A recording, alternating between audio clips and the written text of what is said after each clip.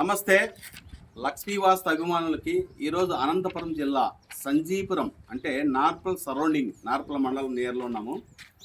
ఈ ప్రాంతంలో మనం గత 1 ఇయర్ బ్యాక్ ఒక ఇంటికి ప్లాన్ ఇవ్వడం జరిగింది.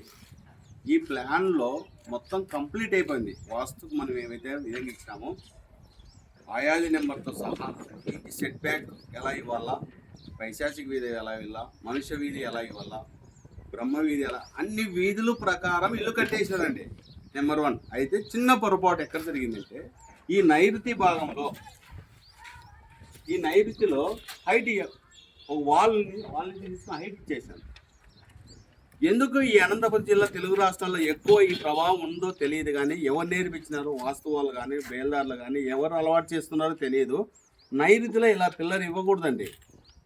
పారాపిట్ వాళ్ళు ఇచ్చేటప్పుడు అన్ని మూలలు సమానంగా ఉండాలండి. అలా ఉన్నప్పుడు నైరుతి మూల హైట్ ఉండడం వల్ల రిజల్ట్ అయితే రాదు. నైరుతి హైట్ ఉంటే నేను కూడా ఒక 4 ఇళ్ళు కట్టుకొని హైట్ కట్టుకొని నేను కోటీశ్వరుని అవుతానని అబద్ధం. నైరుతి హైట్ చేయదండి. నైరుతి పల్లంగా ఉండ అంటే నైరుతి ఈశాన్యం కన్నా నైరుతి భూమి తీసుకునేప్పుడు ఫ్లాట్ తీసుకునేటప్పుడు హైట్ ఉండాలనేది వాస్తు సిద్ధాంతం. అంటే భూమి పుట్టక నైరుతి హైట్ ఉంటే రిజల్ట్ ఇస్తుంది. మనకు మనమే హైట్ చేసుకుంటే రిజల్ట్ ఇస్తున్నది అబద్ధం అండి. అందరూ అలా చేసుకుంటే ఒక స్థాయికి పోతారు, అలా పోరండి, ఎవరు పోరు, మైనస్ అవుతుంది.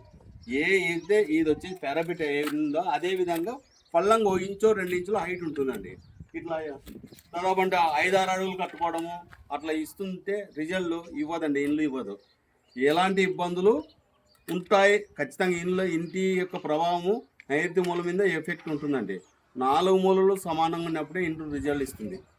పై భాగంలో కానీ కింద భాగంలో కానీ ఏ భాగం తీసుకున్నా కూడా సమానమైన కొలతలు రావాలండి. థ్యాంక్ యూ అండి. ఇలాంటి పొరపాటు చేసుకోవద్దండి. Thank you. మీ గురమాంజలి లక్ష్మీ వాస్తు.